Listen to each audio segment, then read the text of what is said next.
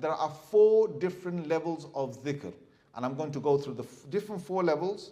Each level is going to get higher than the last. Okay? And each level, the new level I'm going to mention, is going to be better than the previous one. So as I'm saying this, I want you just to say the phrases with me so you can remember what the levels of dhikr are.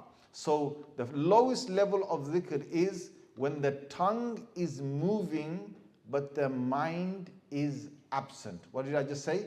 When the tongue is moving but the mind is absent.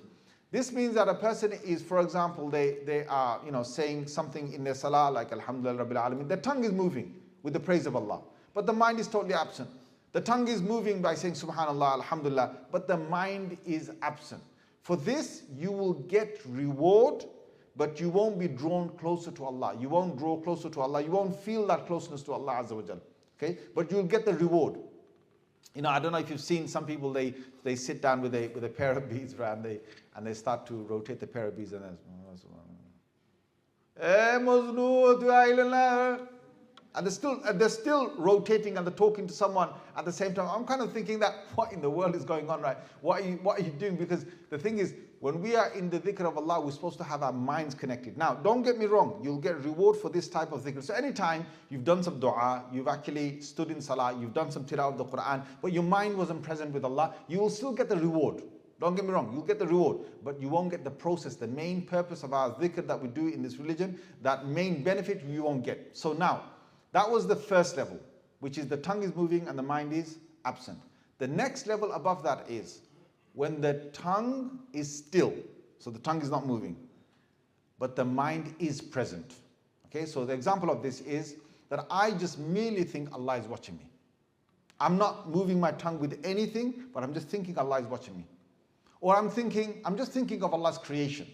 Right? So, for example, I'm thinking of the stars and I'm amazed at how Allah created all of that. I'm looking at the mountain, the ocean, I'm looking at Allah's earth, I'm looking at the clouds, how Allah has suspended them in mid-air. And I'm looking at how Allah Azza wa Jalla has created so much of His creation. I could be sitting with a pomegranate in my hand, just opening up and looking inside and saying how wonderfully Allah has designed that pomegranate inside. I'm just thinking of that. I'm in the dhikr of Allah. I'm now in the second level of dhikr. I get reward for this, and I also come closer to Allah through this. And I also have a massive process happening inside, which I'm going to explain to you in a little while. There's a huge process that happens. So let's quickly go over the 2 different levels. What's the lowest level?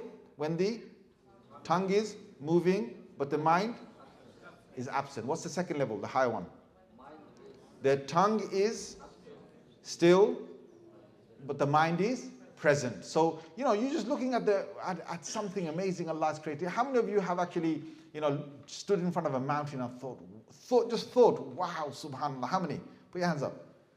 Oh, the rest of you get a passport and get out of, get out of London and start traveling. The thing is, when you're in front of something like that, it's amazing. And you look at something, you think, wow, Allah is so magnificent. Now, you're in the dhikr of Allah. Okay, now we're going to go a higher level. This one is even better. This one is the third level. When the tongue is moving and the mind is present. Okay, what did I just say?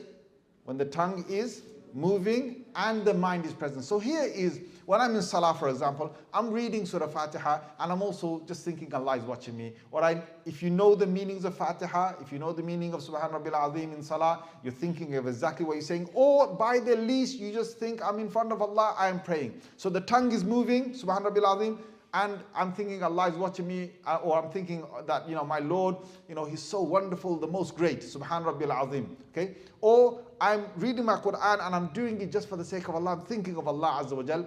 Or I'm doing some tasbih, Subhanallah, walhamdulillah, and I'm thinking of Allah, and Subhanallah means how wonderful, how amazing, how glorified, how perfect Allah is. Alhamdulillah, and I'm actually thanking Allah, but I'm also thinking of Allah at the same time. My mind is not absent.